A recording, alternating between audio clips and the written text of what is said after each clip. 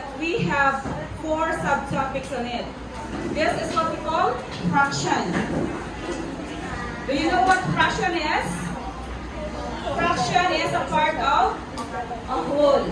And we call that rational numbers. Rational numbers, wherein there is a numerator, let's say 1/2. We call this numerator, and this is denominator.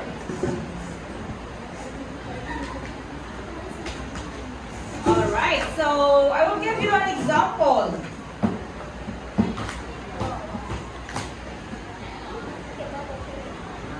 So we're going to write this fraction in words. 5/6. Okay, so let us write this fraction in words. That is 5/6. Everybody read. 5/6. Again. 5/6. Very good. Next, we have another example. Okay? 3/10. Perfect. So let us proceed to simplify each fraction. Okay, the given is, everybody read? 24/55. 24/54. So how are you going to simplify that fraction?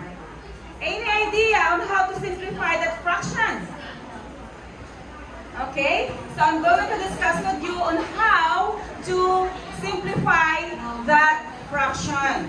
We have 24/54. What is the factor of 24? Can you give a factors of 24? Priwa? Factor. What number are you going to multiply? That would be equal to 24. What is the factors of 24? 2 and what? 2 and? 6. 2 and? 4. When you multiply 24, two numbers, it would be equal to 24. Isn't it? 8 times 3?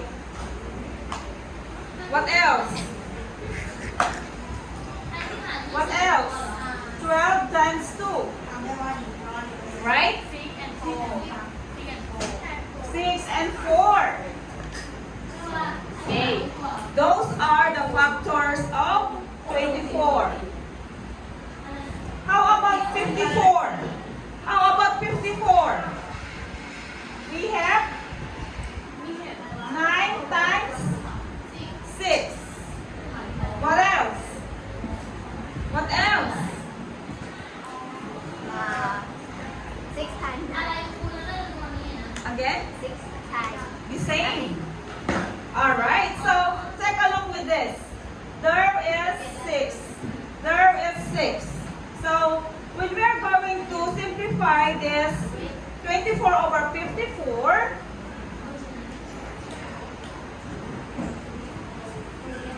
we divide it by 6/6. That would be 4/9. To simplify further, 24/54, the answer is 4/9. So how are you going to simplify fractions? Simply look at the common factor. Then divide it in order to simplify. Understood? So let us see another example we have. So the answer is 4/9. And this is how to explain. Understood? Let us proceed to the next example. Alright. Everybody read the given. Letter B. Again. 14/49. Okay, 14/49. Just the same way with example letter A. Get the factors of 14 and 49. Again, what is the factor of 14? 7 times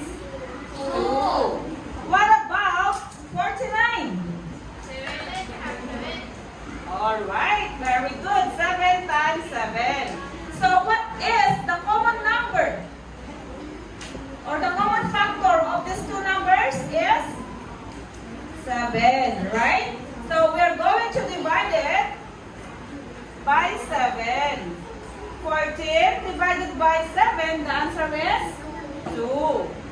49 divided by 7, the answer is 7. Therefore, to simplify 14 over 49, the answer is 2 over 7. Any question? Any question?